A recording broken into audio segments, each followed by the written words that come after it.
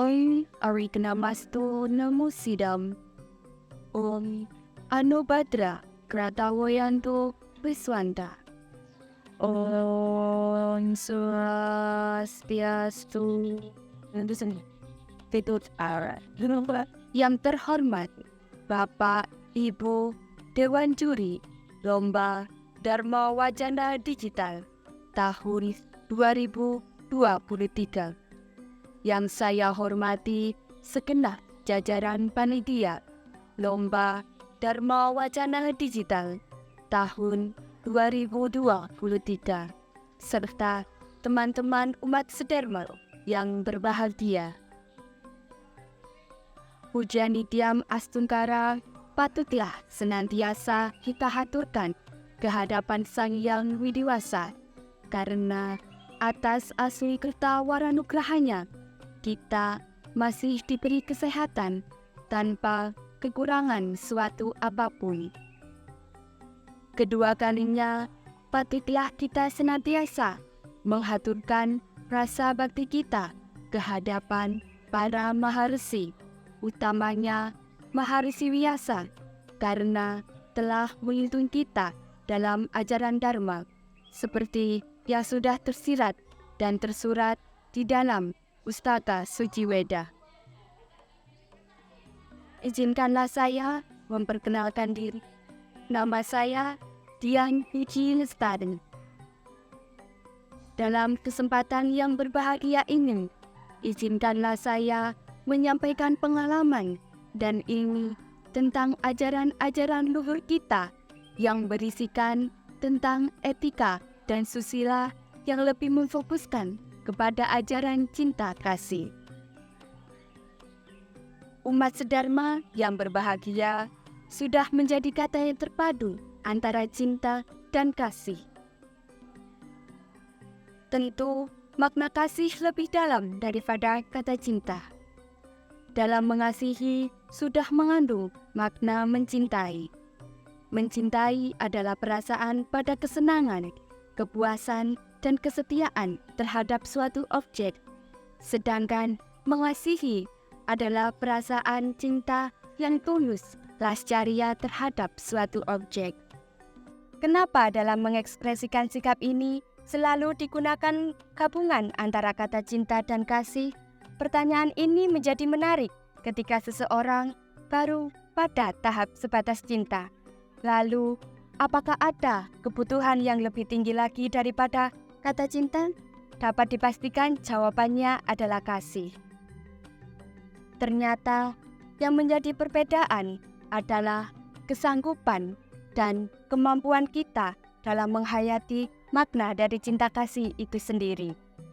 Ternyata yang menjadi perbedaannya adalah bagaimana kesanggupan dan kemampuan kita untuk menghayati makna dari cinta kasih itu sendiri.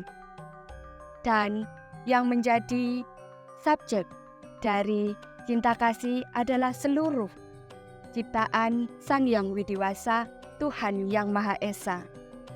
Ciptaan Tuhan dapat digolongkan sesuai dengan kemampuannya, yaitu yang pertama ada Eka Pramana, adalah makhluk hidup yang hanya memiliki satu kemampuan saja, yaitu bayu, seperti tumbuh-tumbuhan. Yang kedua ada Dwi Pramana, adalah makhluk hidup yang memiliki dua kemampuan, yaitu sabda dan bayu, seperti hewan atau binatang. Dan yang ketiga ada Tri Pramana, adalah makhluk hidup yang memiliki tiga kemampuan, yaitu sabda, bayu, dan idep, seperti manusia. Untuk menghayati lebih dalam lagi mengenai ajaran cinta kasih dapat diwujud nyatakan melalui interaksi sosial spiritual, yaitu melalui hubungan antara manusia dengan manusia yang disebut pawongan, antara manusia dengan alam lingkungannya yang disebut dengan palemahan, dan antara manusia dengan Sang Hyang Widiwasa yang disebut dengan parahyangan. Istilah ini dikenal dengan ajaran Trihita Karana. Ajaran cinta kasih yang mendasari adalah ajaran yang menyatakan bahwa aku adalah kamu. Kemudian makna ini dikembangkan lagi menjadi engkau adalah dia adalah mereka, dan seterusnya. Dalam agama Hindu, konsep ini dikenal dengan istilah Tatwam Asi.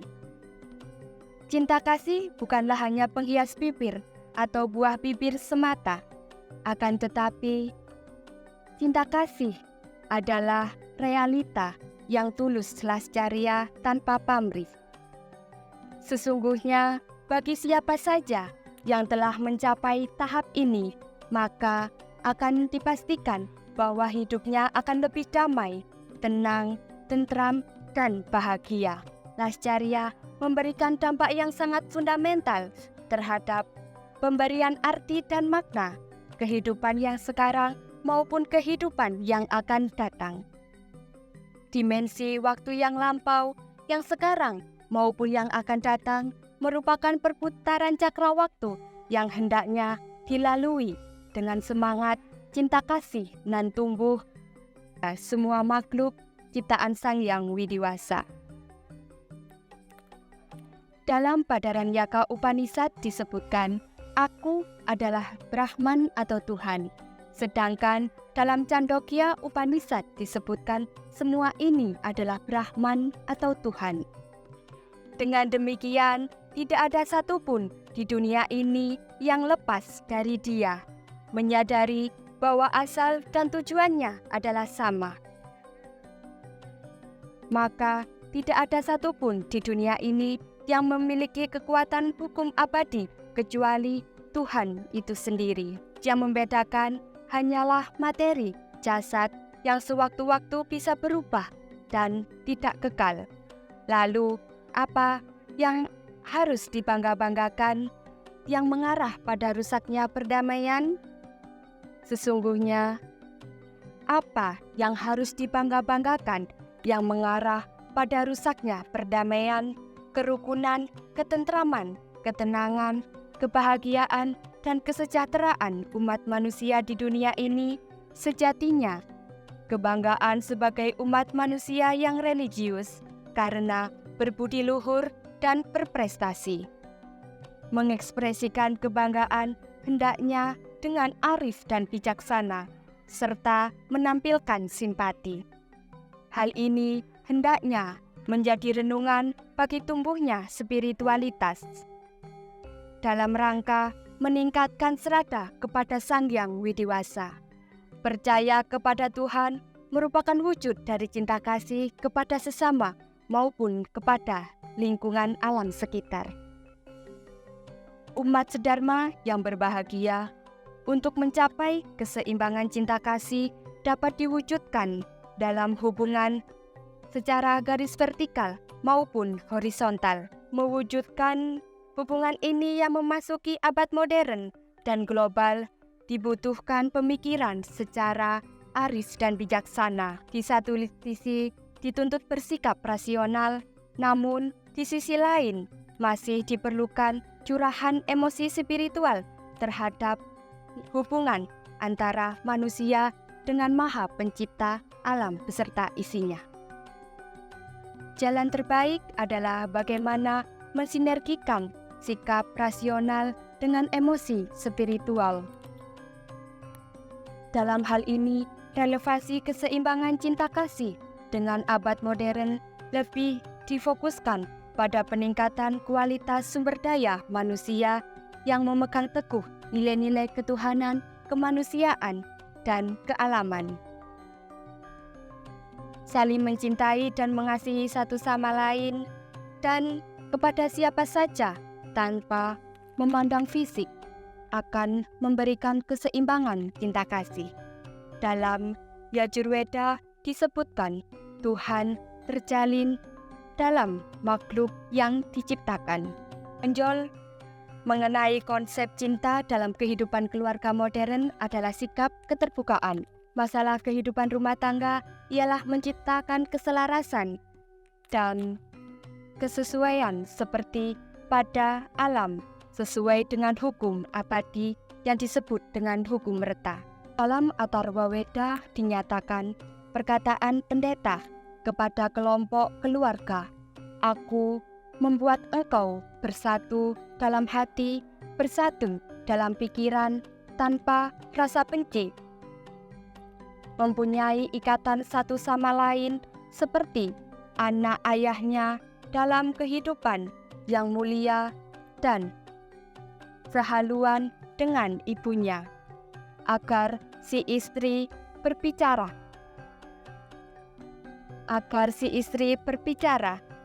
yang manis, mengucapkan kata-kata damai kepada suaminya, agar istri berbicara yang manis kepada suaminya, agar semua bersatu dan menyatu dalam tujuan yang tulus." Konsep hubungan garis vertikal dan horizontal juga berlaku dalam kehidupan keluarga agar mencapai satu tujuan luhur, yaitu keharmonisan, keberagaman, kedamaian, dan kekeluargaan bersama. Kesimpulan dari apa yang saya sampaikan tadi adalah bahwa ajaran cinta kasih adalah bersifat umum dan bersifat universal. Dalam perspektif Hindu, ajaran cinta kasih diwujud nyatakan dalam hubungan, yaitu dengan konsep Trihita-karana. Cinta kasih juga dapat diwujudkan apabila manusia memahami secara umum antara perasaan emosi spiritual dengan sikap rasional yang ditandai dengan ajaran Tatuam Asih. Umat sedharma yang berbahagia, demikian tadi yang dapat saya sampaikan. Apabila ada kesalahan, saya mohon maaf yang sebesar-besarnya. Akhir kata dari saya, Om Santi Santi Santi Om.